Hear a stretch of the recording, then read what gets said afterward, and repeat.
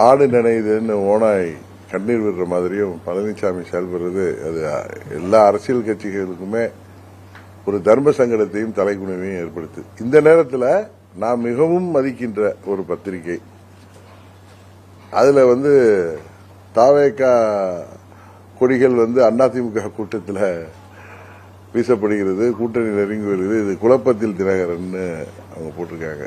என்ன நடக்குது? இது சோசியல் மீடியால அந்த கொடியை ஒரு அதிமுக தொண்டர் கையில கொடுத்து 2 கொடி ஒரு கூட்டத்தில் பிடிச்சி வச்சிருக்காங்க.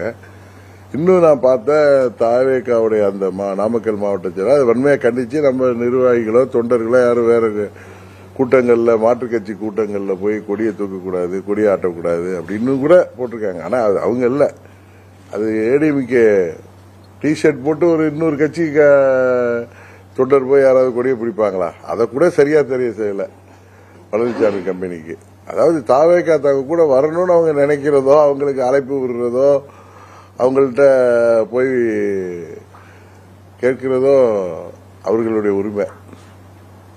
ஆனா திரு விஜய் அவர்கள் என்ன மதுரை மாநாட்டில் கூட சொன்னார், எங்க தலைமையில தான் ஆட்சி அமையும், எங்க தலைமையை ஏற்று கூட்டணி வாங்கன்னு சொல்றாரு, மற்ற கட்சிகளுக்கு அனுப்பி விடுறாரு. அப்ப பழனிசாமி விஜய் அவர்களின் தலைமையை ஏற்று அந்த கூட்டணியில் செல்வதற்கு தயாராகிவிட்டார். அந்த அளவுக்கு எடப்பாடி பழனிசாமியுடைய கட்சி இடிஎம்கே பலவீனமாயிட்டு வருவதா காமிக்குது.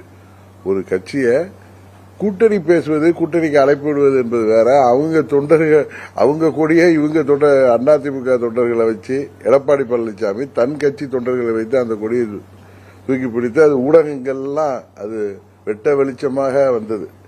இந்த நேரத்தில் இன்னொரு தமிழ் பத்திரிகை, நான் மிகவும் மதிக்கின்ற ஒரு ரெப்யூட்டட் பத்திரிகையில தாவேகாவும் எடப்பாடி திமுகவும் கூட்டணி பார்த்து நெருங்குகிறார்கள். அதை பார்த்து தினகரன் குழப்பம். எங்க 2017 நாங்க பழனிசாமி துரோகத்தை எதிர்த்து கட்சி ஆரம்பிச்சப்ப தாவேகாங்கிற கட்சிலாம் இல்ல.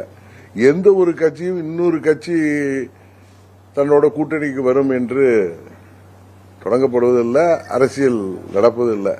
அதை கூட அவர்கள் தெரிந்திருந்தும் அவர்கள் ஏதோ ஒரு கால் புரட்சியோட அப்படி அவர்கள் ஒரு செய்தி வெளியிடுறப்ப அது அவர்களுடைய ரெப்புடேஷனை தான் அது பாதிக்கும்.